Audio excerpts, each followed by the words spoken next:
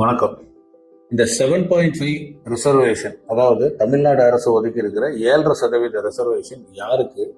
So இந்த ரிசர்வேஷன்ல என்னென்ன degree படிக்கிறதுக்குலாம் இந்த ரிசர்வேஷன்ல நம்ம காலேஜில் அட்மிஷன் பண்ண முடியும், இந்த ரிசர்வேஷன்ல வர ஸ்டூடெண்ட்ஸ்க்கு என்னென்ன பெனிஃபிட்ஸ்லாம் இருக்கு, அதுக்கப்புறமேட்டு இந்த ரிசர்வேஷன்ல நம்ம அட்மிஷன் பண்ணணும் அப்படின்னா என்ன பண்ணணும் அப்படிங்கிறத பற்றி தான் இந்த வீடியோவில் பார்க்க போகிறோம். நமக்கு நிறைய ஸ்டூடெண்ட்ஸ் சார் நான் கவர்மெண்ட் ஸ்கூலில் படிச்சிருக்கேன், கவர்மெண்ட் எய்டட் ஸ்கூலில் படிச்சிருக்கேன், எனக்கு இந்த 7.5 ரிசர்வேஷனில் சீட்டு கிடைக்குமா, எனக்கு கவர்மெண்ட் கொடுக்குற அந்த ஸ்காலர்ஷிப் பெனிஃபிட்ஸ்லாம் கிடைக்குமா அப்படின்னு சொல்லி நிறைய சந்தேகத்தோட நிறைய பேர் கேட்குறாங்க. நிறைய பேர் யூடியூப்லேயும் கமெண்ட் பண்ணியிருந்தாங்க.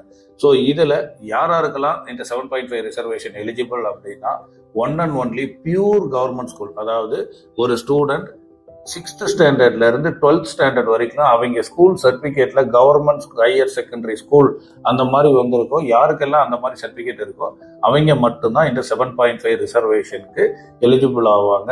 ஒரு சிலர் கவர்மெண்ட் எய்டட் ஸ்கூல்ல படிச்சிருக்கேன் சார், இது நானும் ஸ்கூல்ல ஃபீஸ் கட்டுறது இல்லை அப்படிம்பாங்க. கவர்மெண்ட் எய்டட் ஸ்கூல்ல படிக்கிற ஸ்டூடெண்ட்ஸ்க்கு இந்த பெனிஃபிட்ஸ் கிடையாது. 7.5 ரிசர்வேஷன்ல நீங்க வர முடியாது. It is one and only for pure government school students from 6th to 12th வரைக்கும் படிச்சிருக்கணும். ஸோ இதுல என்னென்ன டிகிரிக்குலாம் இந்த 7.5 ரிசர்வேஷன் வருதுன்னா, எம்பிபிஎஸ் படிக்கிறதுக்கு இந்த 7.5 ரிசர்வேஷன் வருது. ஸோ பேராமெடிக்கல் கோர்சஸ்க்கு இந்த 7.5 ரிசர்வேஷன் வருது. இன்ஜினியரிங் எடுத்து படிக்கிறதுக்கு 7.5 ரிசர்வேஷன் வருது. அண்ட் அக்ரிகல்ச்சர் கோர்சஸ் எடுத்து படிக்கிறதுக்கும் இந்த 7.5 ரிசர்வேஷன்ஸ் கொடுக்குறாங்க. சரி, ஓகே. இதுல என்னென்ன பெனிஃபிட்ஸ்லாம் வரும், அதாவது பெனிஃபிட்ஸ் அப்படின்னு பாத்தீங்க அப்படின்னா, இந்த 7.5 ரிசர்வேஷன்ல வர ஸ்டூடெண்ட்ஸ் காலேஜ் ஃபீஸ் கட்ட தேவையில்லை. காலேஜ் ஃபீஸ் ஃபுல்லாவே பாத்தீங்கன்னா அந்த பர்டிகுலர் ஸ்டூடெண்ட்ஸ்க்கு கவர்மெண்டே பே பண்ணிடுறாங்க. அதுக்கு அடுத்தது ஹாஸ்டல் ஃபீஸும் கட்ட தேவையில்லை.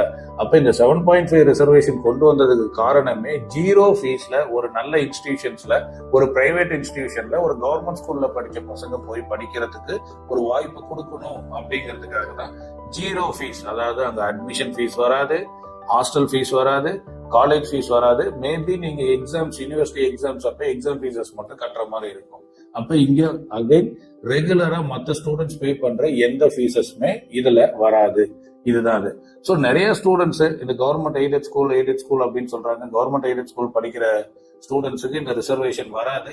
மேலும் உங்களுக்கு ஏதாவது இதுல டவுட் இருக்கு சார், நான் எப்படி 7.5% நான் கவுன்சிலிங் அப்ளை பண்ணி நல்ல காலேஜ் சீட் எடுக்கிறது, எனக்கு டவுட் இருக்கு, ஏதாவது சப்போர்ட் பண்ணுங்க அப்படின்னா இந்த ஸ்கிரீன்ல தெரியற நம்பருக்கு கால் பண்ணிட்டு நம்ம நேர்ல வாங்க.